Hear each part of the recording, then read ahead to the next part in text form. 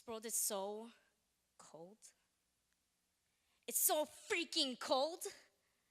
And I'm not talking about ice cubes in my lemonade cold. I'm talking about liquid nitrogen grenades in my Minute Maid fresh squeeze. This is anarchy. People are partying in total eclipse, so they can't see sea lions with opposable thumbs, building jet skis out of Douglas firs with an umbrella attached to the engine. They dream of becoming dolphins one day, but this world, it's so cold. It's so cold that now a stiff wind bites deep in the summer, and the number of ice addicts on the streets are too much for Dog the bounty hunter. I can feel the ice water shoot through my veins. It's apocalyptic. Anyone who's ever caught a cold knows that you can contract goosebumps without a blanket. And some people might think it's a good thing, you know, a frozen paradise. But see, us Hawaiians say it's freezing when it's like 69 degrees outside, so I don't think that's gonna work. The only time I ever wanna see snow is in a rattled snow globe at the top of my shelf. I'd rather not watch Menehune turn into Buddy the Elf, but this world, it's so cold. It's freezing cold. It's so cold that when Elsa and Anna asked to build a snowman, Hans bought a kendama and told them that Frosty already existed. Now they have special snow rallies held in the Southern Isles, serving sandwiches in the shapes of fists to address the spread of cold-hearted dream crushers. It's a great big, abominable snowman of a monster. And no, his name is not Olaf. If you were to raise your hand to ask a question at a Smart Aleck convention, it would get frostbite and fall off. We are at war. And it's cold against light. Every hand is responsible for its own insecurities. Hans' southern hand shot permafrost prematurely, and that's definitely something to be mad about. But all he had to do was let it go. And let me tell you, there is such thing as a below zero posse that have 0-degree raves, that give -3-degree fucks. But I have stiff thumbs and numb middle fingers, and I flip that frozen bird. I flip Antarctic flappy birds. I flip penguins to any alien from outer space planting 0-degree ice boxes where hearts were. I hate hate and any form of malignant venom. I don't care if you're black, white, purple, or pink. This is 2014. There shouldn't be any racism. Happiness should be for everyone. Cold is a heart full of hate, and I will not bend for the partying pressures of this world. Being yourself is not a sin. And I pray for the dream of becoming kaleidoscopic dolphins. This world is built up on popsicle sticks. And it takes just one gluttonous kid to throw us deep into an ice age. Just because you can drink a whole bottle of water while chewing 3 sticks of Winterfresh doesn't make you a saint. And putting yourself on a pedestal doesn't make you any more cool. War doesn't solve the problem either. It's just a marching spinal cord without a head, and it doesn't determine who's right, but who's left. You do not have to defend who you are as a person, and you should never dull your shine for someone else. The only way we can achieve peace is together, hand in hand. And as for me, I just want to cruise on a jet ski. Fill my cup with small ice cubes and fresh squeeze. I want to eat non-rallied sandwiches in the shapes of hands. And I want to take non-posse photos of a thawed world, swimming with multicolored dolphins. But first,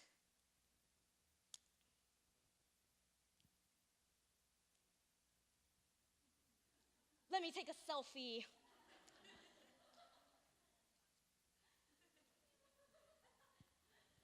Thank you.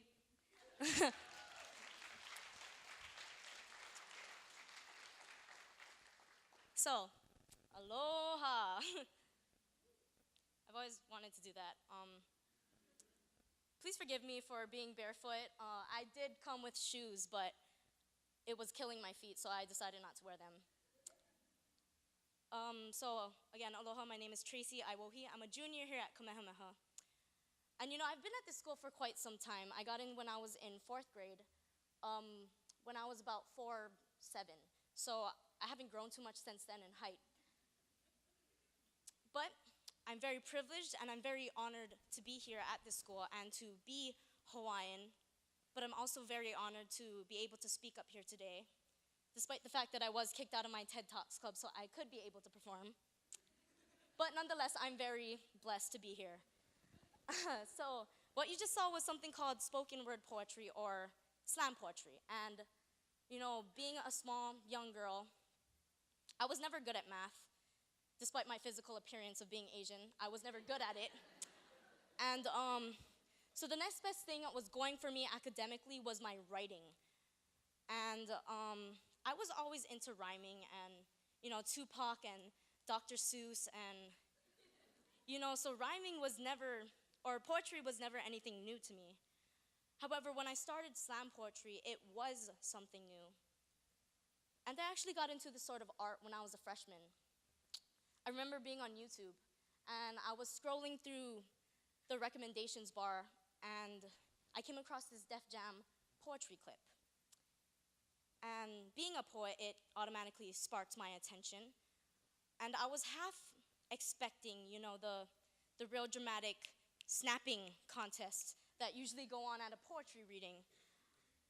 But as I watched the poem, I was pleasantly surprised with how different slam poetry was.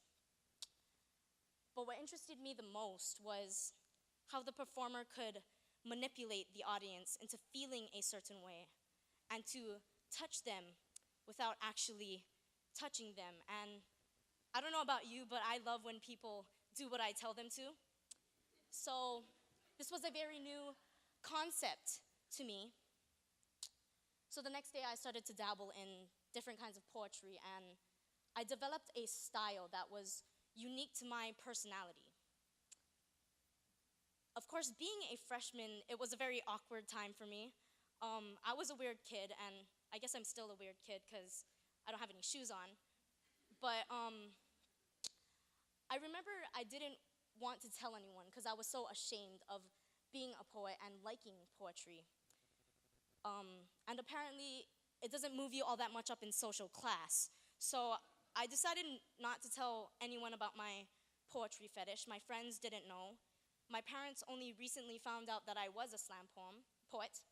I think the only person that knew at that time was my English teacher, Mrs. Hikila. And she was very, very supportive. Her and my soon-to-be sophomore English teacher, Mr. Owishi. They were very supportive, and they kept pushing me to write more. Eventually, they asked me to perform at the English department, student showcase that they had every year. And without thinking, I said yes. Of course, I didn't know what to talk about, and I didn't know when I was to perform. And I don't even know why I said yes, because at that time, I had very, very bad stage fright. But when the day came that I was to perform, I ended up writing a product called We Are Hawaiian, and that was my first poem that I ever wrote. And I was actually going to perform it here today, but I realized that I'm short on time, so I probably won't be able to get to do that. However, when I got on that stage, I was very nervous. I remember having to control my shakes, and I had to fight the strong urge to not vomit on the students in the front row. And when I got up on that stage, I was so very scared of what people would think of me, if they were gonna judge me in any sort of way. And I realized that as I started my poem, I couldn't just walk off stage and cry in the corner like I so desperately wanted to do. So I kept going. And when I was done, everyone clapped, and I was, for the first time, not scared of being who I was, which was a small Asian girl practically spitting it on the mic, talking about being Hawaiian. And so I just want to leave you with this last thought. And that it's okay to be yourself. And it's okay to be unique. And it's okay to be different. You know, we live in a society where it makes you feel like robots. Where if you don't act a certain way, or you don't think a certain way, or you don't dress a certain way, you're dubbed uncool. And so I want to tell you that it's okay to be who you are. And it's okay to follow your passions and to pursue the dreams that you have, whether it be playing video games, despite what your mother says, or golfing, even though some people don't consider it a sport. I personally do. But anyway, whatever it is that you like to do, I encourage you to do it and to do it well, because it is what makes you you, and it is what makes you unique. And, say you want to be a murderer. That's a different kind of weird. See, you definitely should see somebody for that. I would recommend Dr. Phil. But anything that isn't illegal, I encourage you to pursue. And I just want to leave you with this. Today, you are you. That is truer than true. And there's no one alive that is youer than you. That's Dr. Seuss. Thank you. This was a very big pleasure. Thank you.